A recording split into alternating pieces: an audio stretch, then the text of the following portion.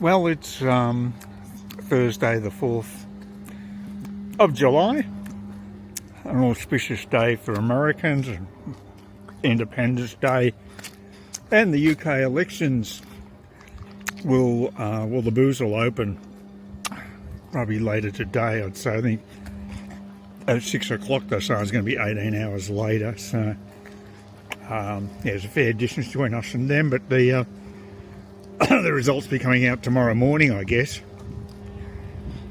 And it still looks like Labor's going to win that one. So I'm just having got a strepsil, well, it's an anti-cold actually in my throat. I had a bit of a cough, just sporadic cough.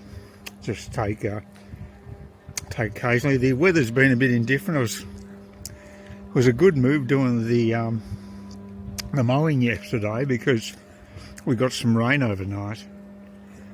So yeah, that's good news.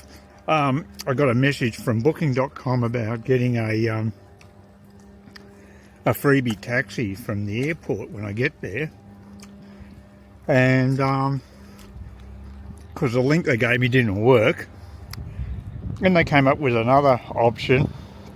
I tried that, and it's supposed to have a free taxi link, and there was none, so that didn't work either.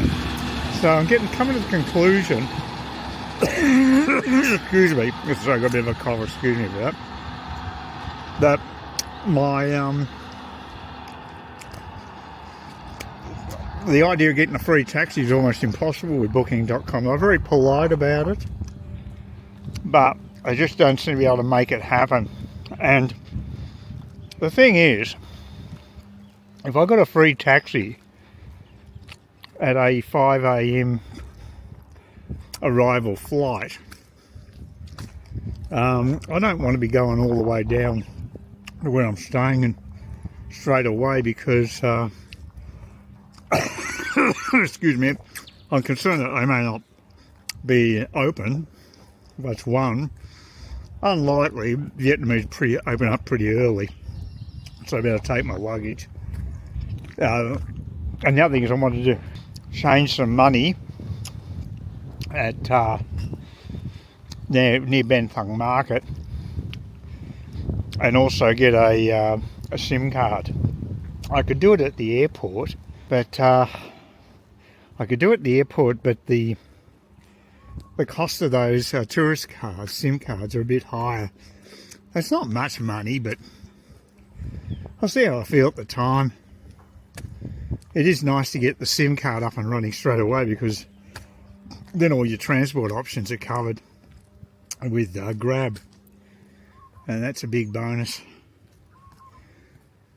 Well, so that's yeah, it's not a biggie, but it's just another classic case of fairly incompetent customer service. As I say, their note was very friendly, and but they just don't seem to have systems in there. They just don't seem to know what's going on, basically, because why tell me to go through to a certain page and there's going to be a free taxi link, and there isn't one. There's just the usual one, which provides what's called a discount tax. It gives you a 10% discount off an incredibly inflated fare that I would never pay anyway. So yeah, look, I think given the logistics of it, I'll get the bus from the airport to Ben Thang, and that's probably just as easy. And then maybe just get pay for a normal price taxi, the Venison taxi, whatever, from Ben Thang to the Viatel store. I might do it that way. There's also a Viatel down in D7 right down below, but it's very small, and not sure whether they I think they know what they're doing. I mean, I could do it that way, but I'd probably rather get it organised when I'm in District 1 rather than having to wait longer. Anyway, no big deal. These are minor considerations. I'm more concerned about getting my getting the Uber cab. That doesn't turn up. I'm stuffed. and I have read that they're not super reliable, although I've never had an issue with them. But look, I don't know. I might book one. I've got the option at least ringing them now, but what I might do is try to book it for the night before and do it that way. But we'll see. Maybe me turning off that notifications thing they had in settings may mean that I won't have to worry about the OTP again there. So that PIN request coming up. Not sure. We'll see, but like I say, at least I've got an alternate way to get through them, and if worse comes to worse, I have to do the old Cairns taxi again and pay double the fare. But that's just crazy. I don't know how Cairns taxi can survive with the fares they're charging. It could be that time of day in particular. They never were that much more expensive, but who knows. Yep, it's Saturday the 6th of July, and as you can tell, pretty damn wet. And I'm just going to head up to the shops, have a walk up there. Won't take the bike today. Just got to pick up some extra eye drops just to make absolutely sure I don't run out like I did last time I went overseas. There was a problem with the applicator.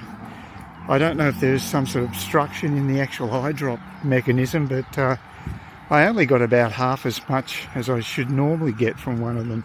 So what I'm going to do is just get an El Cheapo generic one as a backup, because I've got more than enough. It should be okay, barring any technical difficulties, because the thing is I can't get a perfect substitute eye drop over in Vietnam. I found that out last time. So, it's fairly important to look after your eye health. I've got to go and have an appointment in Brisbane to see a specialist to have a checkup on my on the retina, see how that goes on the right eye, because I had that op, I don't know, about 6 weeks ago or something, and it's not 100%, but it's miles better than what it was prior to the procedure. And it could be just the remaining oil there is causing some distortion in the vision. But at least it's useful. I can see through it, and even if I lost my sight in my left eye, which is my good eye, I'd still be able to function, but it would be at a lower rate. Anyway, strange that we've got this wet weather though. We had a period there with we had superb weather. It was just incredibly dry and sunny and perfect weather till got to about 27 degrees. You couldn't ask for better weather, just excellent. But for some reason we've regressed into this wet patch again, and it's going to be the whole weekend apparently. I want to get some more mowing done, but that could be problematic. Well, you can't tell, there's actually a little bit of blue over there I can see just above the hills, so maybe it will clear.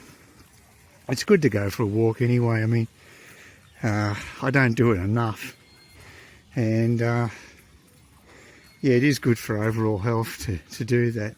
I've been reasonably active lately. I did the bike ride to the sports club on Wednesday. My neighbours have also been getting into a bit of bike riding apparently, but they're much more full on than what I'm doing. I'm very sedate compared to them. It's going well. Just to get out, and you want to be active and do things. You feel better for it. I mean, I do get the old lazy gene kicking in. I don't want to actually get off my ass and do anything, but once you do it, you feel better after you've gone out and had a little bit of exercise. Definitely makes you feel better. It's quite extraordinary how it seems to take quite a bit of time for the wash up for the UK election, which took place a couple of days ago. Well, it was actually just a day ago, I guess, but I know they were counting all night. It was quite bizarre. I don't think that would ever happen in Oz. Apparently, the Reform Party ended up with around 14% of the votes. Now, projected at best, I think, to get about 18 to 20%. They're going to end up with about 5 seats in a 650 seat parliament, which is not exactly much considering that they've had in excess of 10% of the votes. But that's the first past the post system for you. It's not good in that respect. If you want to go proportionally, you just don't get that representation. But you know, they're pretty happy because they just started from scratch in effect with no parliamentary seats, and now they've got 5. So it gives them a base to work from. I guess it helps get financial support from donors and what have you. So and having Nigel Farage as your head lead man is a real bonus, because he is a natural leader and a very good orator. So, and to be quite frank, I think that the UK is going to be very dissatisfied with both parties. The enthusiasm level for Labor is not that great, apparently. It's more that they're so disillusioned with the Conservatives, who basically just lied to the electorate, and just about issues like immigration and what have you. They just totally full of it. I don't know, the arrogance of them to think they could just say one thing and do another, and expect the electorate to just take it. Well, they didn't. They're paid out on them. Thank God for democracy, because this is why it's so good. Because you have an autocracy, then you know they can do the loopiest things, the leaders, but there's no callback apart from the fact that there might be a coup, but no succession of power. No normal succession of power is available. So it has to be something like a coup or whatever to unseat them. But what Labor's got in mind is just I just think this is going to be such a bad policy. It's about EVs, of course, about the net zero thing. I think they're looking towards 2030, which is way too early. And what they're doing is they're forcing car companies to move into EV production, but they're not going to do it. They're going to restrict the number of ICE vehicles that can be sold. I think they're putting penalties on if they get to too high a percentage of ICE vehicles, internal combustion engines that is, compared to electric vehicles. And this is where governments should just butt out of a free market like this. Let the people decide what they want. The people's decision actually is that they want hybrids. Hybrid vehicles are incredibly popular, and if it was left to the market, the EV segment would be quite small compared to hybrids. So the transition to an electrical cars and trucks and what have you is going to go in stages, and the technology hasn't caught up. The batteries are not good enough for the same sort of performance that you get from ICE vehicles at this stage. And as I've said many times, I'm not against electricity. I think I rode the e-bus again the other day, and it's a much nicer ride than the standard bus, but we're paying through the nose for it.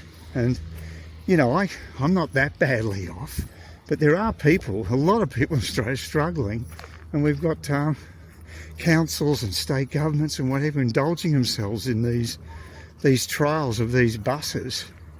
And I mean, the company does it, but the company gets subsidised by the council. The fares don't pay for, they pay bugger all of the actual costs of providing the service. It's going to be even worse once the 50-cent fares are in. It's going to be just a token, really, compared to the actual cost of providing the buses and trains and what have you. So,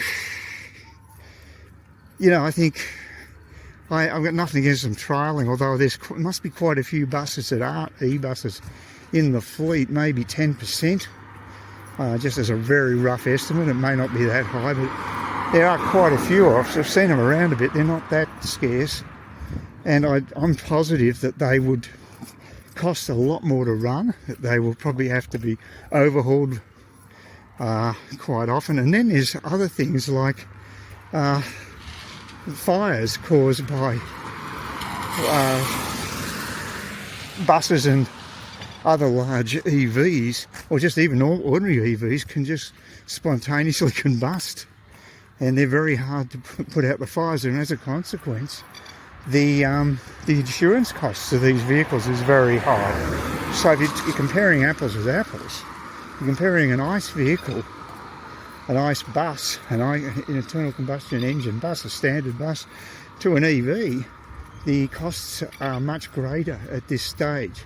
And that will change, because they'll have much better battery technology that won't have that flammable aspect to it, and that'll be a big improvement, like the solid state batteries.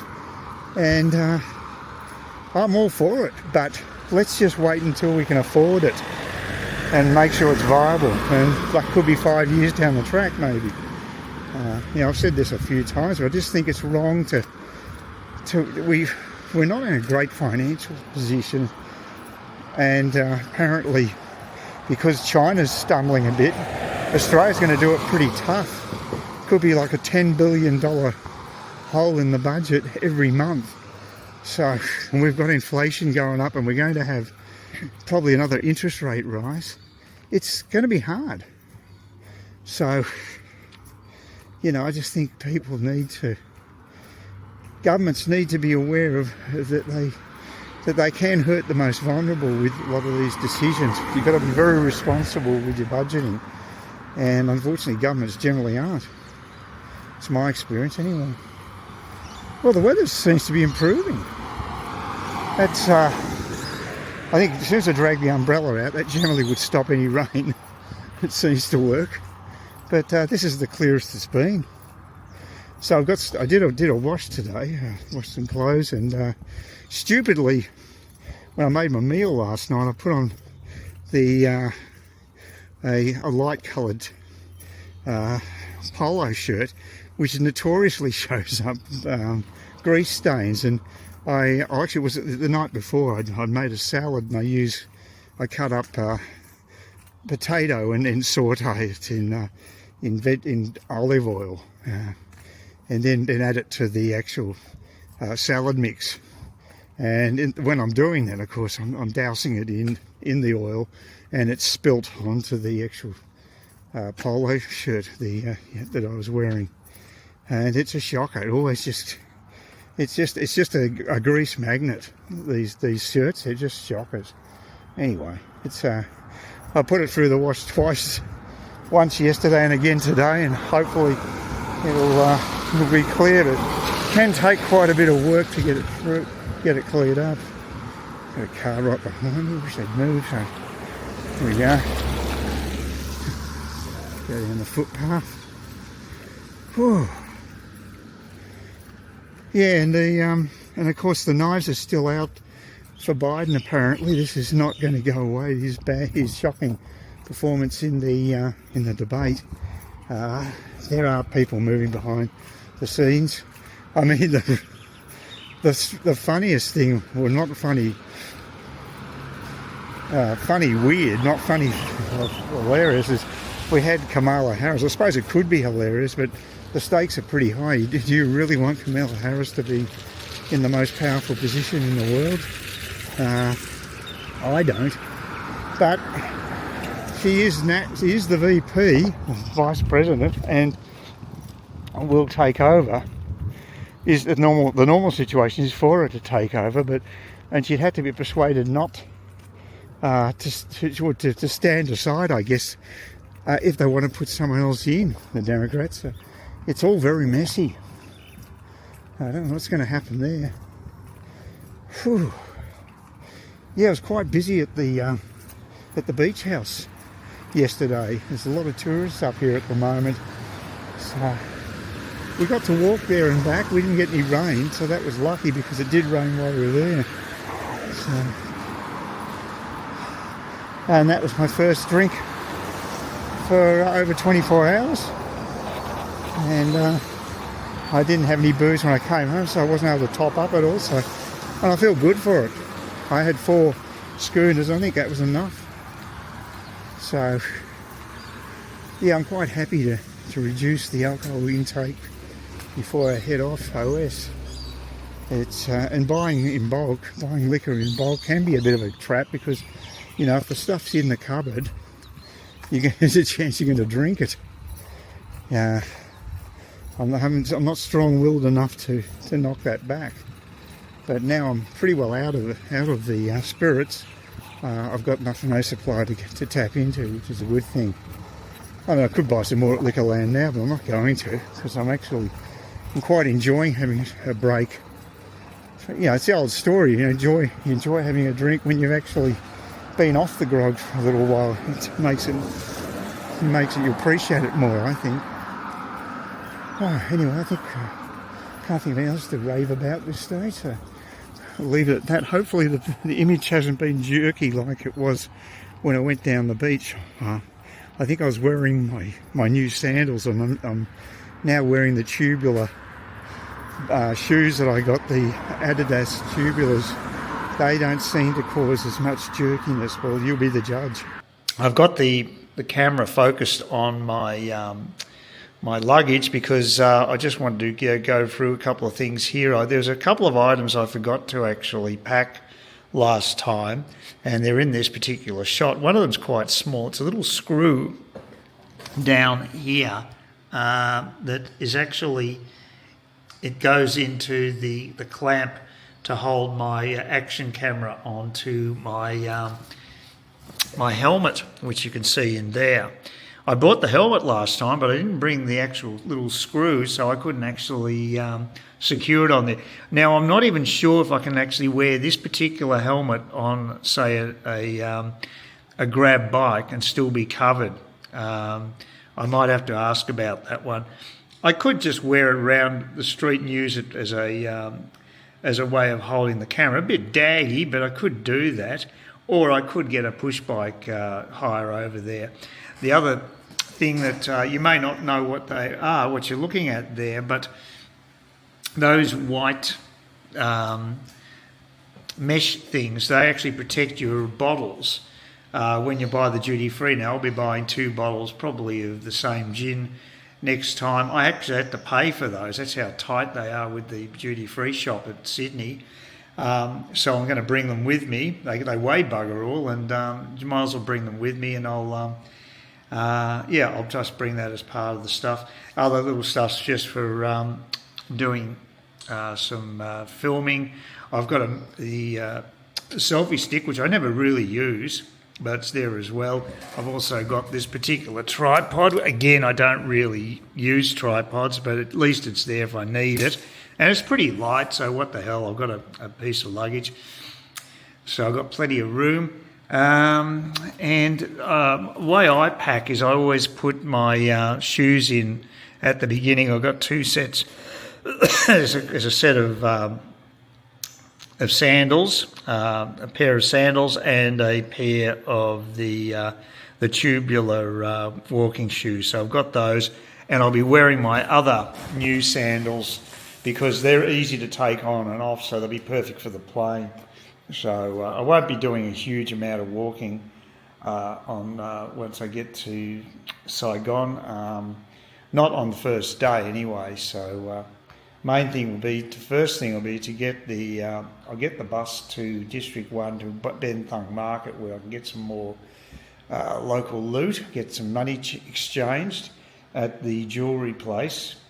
And they give the best rates by far. The Aussie dollar's doing really well at the moment against the dong, so that's good news.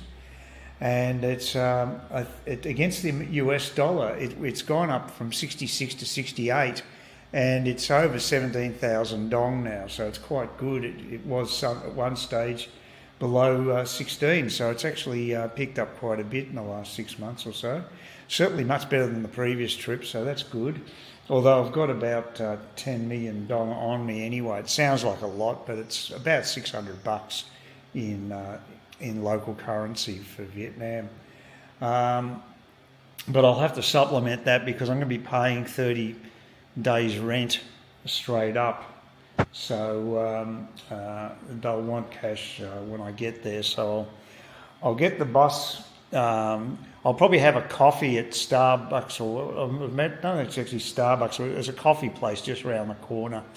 Once I left immigration and picked up my bags, and that's a good place just to kill an hour or two because it's just too early. I get in at 5 o'clock. I'll probably be out of immigration at about 5:30.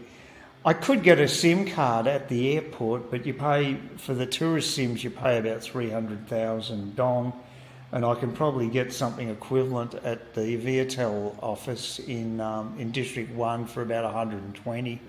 So it's better value to do that, and I think they're pretty well equivalent when it comes to what they do. So that would suit me. But look, I could also go. It depends if the weather's really crappy. I might just buy the SIM card at the airport and try to save as much movement as I can to get out. At least that way I can get myself the grab access for the taxi and just get a taxi to District 1 and get my money organised and go straight to where I'm staying. But I'll probably have to hang around the bars or something down in District 7 because I won't be able to get into my room till about 2 o'clock, I think, so it's going to be a bit of a drag.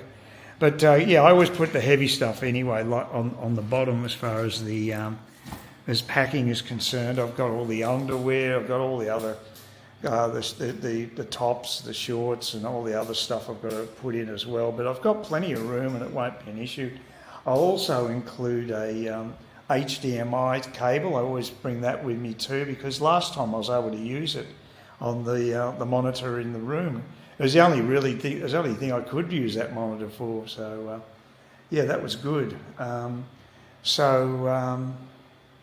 I'll definitely bring that because again, it doesn't weigh much, doesn't take up much room, but it's if the facilities are there, it's just nice to be able to have a big screen experience rather than just always looking at my laptop because I have got crappy eyesight after all. So I've achieved virtually everything I wanted to do today, which is good. I've got the mowing done because the weather was looking really bad. It's looking overcast again now, but it did clear up for a while. We actually got some sunshine. So I've got clothes that are drying on the rack. I better go out there and check because it looks as though it might start raining again soon. It's just unreliable weather. So hopefully it's a bit better weather in Brisbane. Last time I was in Brisbane, it was like this sort of weather. So it was hit and miss. So if worst comes to worst, I'll just head to where the library is in South Bank of Brisbane and just go and take my laptop and watch some video stuff. I've got stacks of material on that I've recorded. So I've got a heap of entertainment material till I catch up with my friend Steve. We'll have a few drinks at 3 o'clock, which will be nice. And then I'll be back to the airport. But first I've got to go and see an eye specialist in the morning, so it's going to be a bit hectic tomorrow morning. Hopefully the flight will be on time and I'll be able to make that appointment on time because, and then once that's out of the way I can relax a bit because it's the overseas flight doesn't leave till 11:30. So that's basically it at the moment.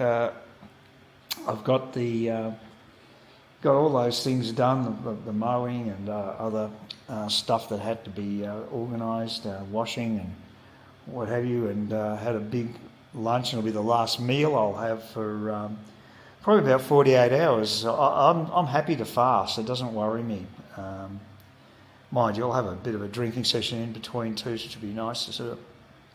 But I really don't crave food that much. I'll be fine. So I had a couple of rolls, which is double what I'd normally have for lunch, and I won't be eating dinner tonight. And I'll be heading off to the airport very early tomorrow morning. So that's basically it. I don't feel as I felt a bit down about it, the disruption of going on a trip a few days back, but now I'm feeling a bit better about it, so it's good. And I've got to get all my medication, everything else into my backpack. That's where all my high value stuff goes. And then it's just a matter of having to fight through our security at the airport, which is always wonderful, especially at Cairns airport. They're worse than Brisbane. So we'll see how that goes. And once that hurdle's got through over that hurdle, then I'll just find somewhere to store my big bag. Whether it's a locker or I can get an attend. There is an attendee luggage storage at the airport apparently, but I don't know where it is. But that's basically it. So, all the preparation's been done. Hopefully I won't forget anything major. And the next major task is just to get that Uber booked.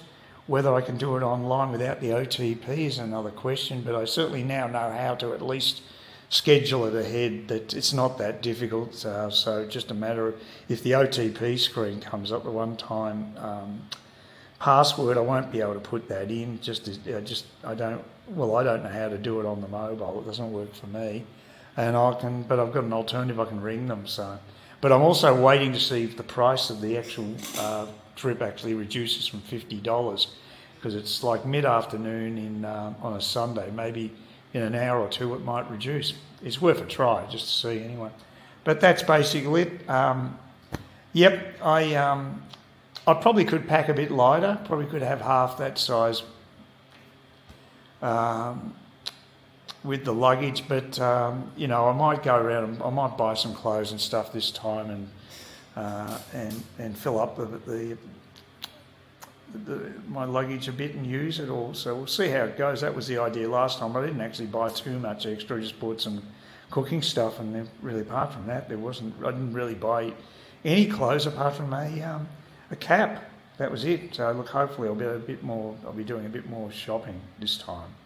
Well, it's 2:45 in the morning. I did schedule my alarm to go off at 3 o'clock because I've got a pre-booked Uber at 3:30 a.m. But typical of me, I couldn't sleep. I got about 4 hours sleep up to around midnight, and then sort of basically just drowsed for a little bit. And I've got a big day ahead of me, a lot on my mind. I've got that medical appointment I've got to make at 10 to 10, which could be a bit problematic depending when I get my big luggage. There's no guarantee that'll happen straight away, of course. It'll come off the plane, you just don't know when. Then I've got to store it, and then I've got to get the air train to Roma Street station and then make a connection from there with the bus. I may actually have to just bite the bullet and get an Uber cab straight from the airport if things are going badly time-wise. I've got a contact number for the hospital where I'm having my eyes checked, and I'll be able to give them an update. So I suppose that's not too bad. So overall, everything seems to be in control. Of course, I've always got the doubt that I've forgotten to pack something, but look, I think I'll be okay. And when I get to Vietnam, I'm going to have a bit of, I've got a bit of time to kill because it's so early in the morning. I get there at 5 a.m. that basically I'll hang around the airport for an hour or two and just to kill some time, maybe at the coffee shop. So hopefully the taxi will turn up on time, the Uber taxi. That's why I booked so early. It's a 6 o'clock flight. I was thinking about booking for 4 o'clock pickup, but I'm just, because it's Uber, I don't want to take any chances, because if there's a problem with that, they've actually got my money. I actually looked it up. The transaction's definitely gone through. They don't have to worry about the OTP, the one-time password to validate the transaction. It's off my bank account already. So maybe that's because I'm using a Visa debit card. I'm not sure whether that makes a difference. But they've actually debited the $51.80, I think it is, amount, which is more than what they were charging for the same trip last time. But of course, I wasn't able to use Uber. At least this time, if they've taken the money out, I'd say one would hope that the actual car turns up. that would be nice. So we'll just see. But yeah, so everything should be all right, and I should have stacks of time to get to the airport and just basically have to dag around there for a couple of hours. But yeah, I'll just let you get all the crap out of the way, get to the airport, get the check-in done, and then go through security. And once that's done, I can relax again for the time being, till it's a mad rush at Brisbane. After that, it will be fairly relaxing because I'll have stacks of time, too much time. It's one of the ironies. I'm going to have the whole day to kill. I won't be able to catch up with my mate Steve probably till about 3 o'clock. So there's going to be a fair bit of time to kill in the interim. So anyway, that's basically it. So I think I've got everything bedded down, and now it's just a matter of hoping that all the pieces fall into place and there's no great glitches. We'll see. Oh well, I got to the airport okay. The Uber guy turned up. Apparently it costs about $4 or $5 to actually book the cab like I did, but I think it's worth it because he said that if I hadn't done that, he wouldn't have picked me up in that area. He lives in the south, and he said it wouldn't have been worthwhile. But yeah, so that worked out well. I'm actually here so early. It's just before 4 o'clock, and none of the check-ins are even manned at this stage. So I think I'm probably about the first passenger here. There's only a couple of us actually in this whole terminal at this stage.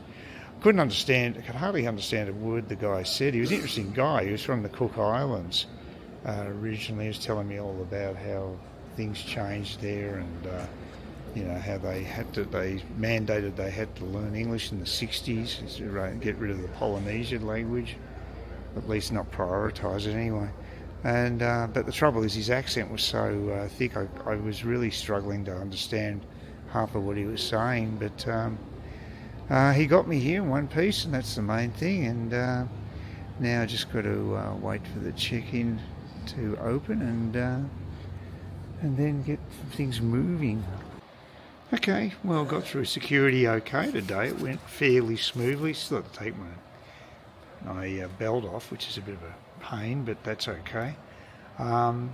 Curiously, once I walked past the security guy checking the stuff, checking the scans, he actually made some comment about my wrist, like something metallic on it. Well, there's nothing on my wrist. That's a very strange one.